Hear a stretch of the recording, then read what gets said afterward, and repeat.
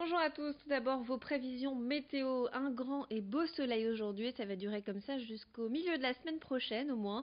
Un point complet sur votre météo en fin d'édition. Un mot sur la grève de la SNCF pour débuter notre journal. Elle se poursuit ce vendredi. Seuls 15% des TER et intercités et un TGV sur 3 circulent aujourd'hui.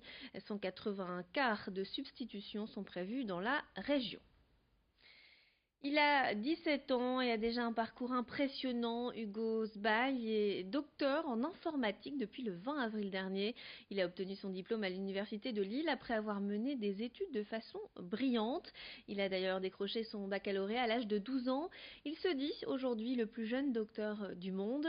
Hugo n'est pas originaire de la région, mais il a choisi à l'époque de poursuivre ses études à l'université de Lille car il apprécie l'ouverture d'esprit du corps professoral face à son parcours que l'on peut qualifié d'atypique. La situation géographique des Hauts-de-France était également un avantage, sachant que le jeune homme a toujours convoité l'Angleterre, où il réside d'ailleurs aujourd'hui.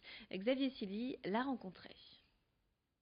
Je me considère pas comme quelqu'un forcément de surdoué ou quelque chose comme ça, c'est juste surtout que on peut remarquer que à l'école, en primaire, au collège, au lycée, il y a beaucoup de choses qui se répètent, enfin, qu'on détaille de plus en plus en fonction de l'avancement, mais je veux dire que c'est possible de tout faire d'un coup, je veux dire, sans forcément, mais enfin pas parce que j'ai des capacités exceptionnelles ou quelque chose comme ça, j'ai jamais passé de tests du genre, j'ai toujours été dans des écoles normales, mais juste je pense qu'il y a vraiment, il y a une possibilité de concentrer un peu les notions. Et on poursuit avec du sport et plus précisément de l'équitation. Le 7e jumping international 3 étoiles a lieu au Touquet ce week-end.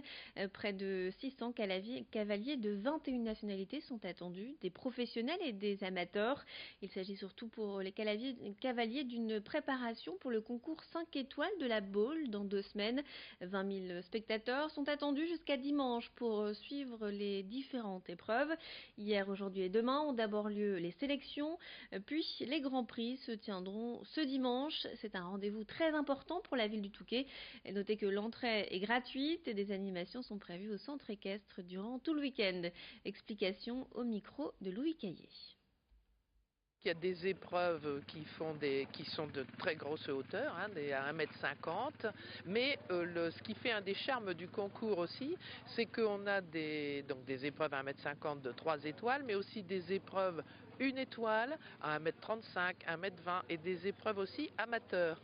Donc ça descend jusqu'à 1,15 m, ce qui fait que les coachs, les profs peuvent venir avec leurs élèves et que tout le monde se retrouve ici sur les deux terrains différents. Et on a un fidèle et qui est un excellent cavalier, qui est un nordiste, c'est du chauviniste, c'est Nicolas Delmotte.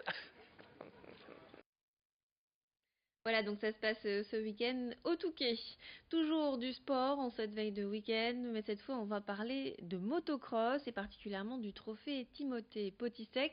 Le lundi 21 mai à Cassel, 300 pilotes et 7000 spectateurs sont attendus.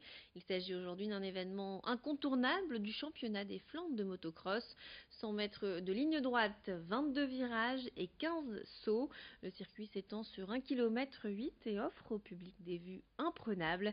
Les meilleurs de la discipline sont attendus, dont Mikko Petitsek, le récent vainqueur de l'Enduropal, mais aussi Xavier Bog, Steve Ramon ou encore Valentin Tellier.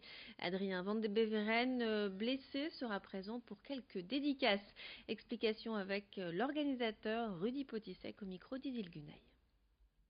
Les temps forts sont, je pense, les premières manches des catégories MX1 et MX2 qui sont les catégories phares avec les champions régionaux, nationaux, internationaux.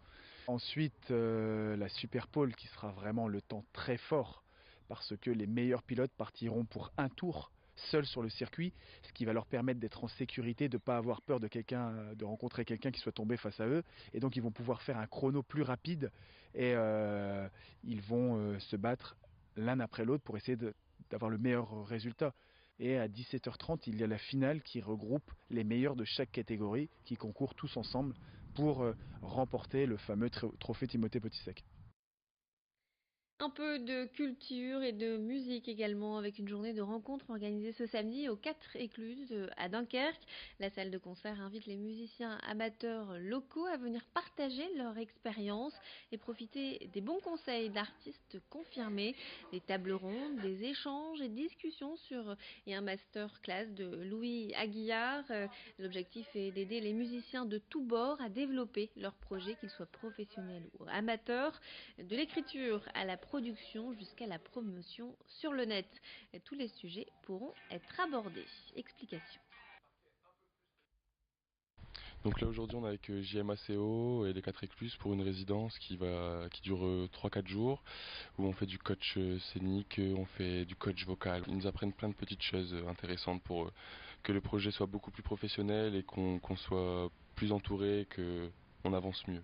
Je pense que c'est tout des petits détails qu'on ne sait pas, comment intercepter les concerts, comment se faire connaître de tous ces gens qui programment des événements. Tout simplement des retours pas négatifs, mais des choses de professionnels qui eux ont déjà tourné et savent les choses qu'il faut faire, les choses à pas faire, et du coup ils nous donnent ces conseils et nous c'est carrément gratifiant pour nous.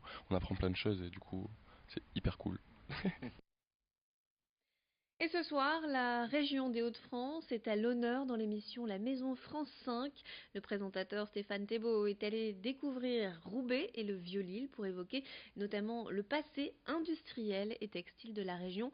Ça se passe donc ce soir à 20h50 sur France 5.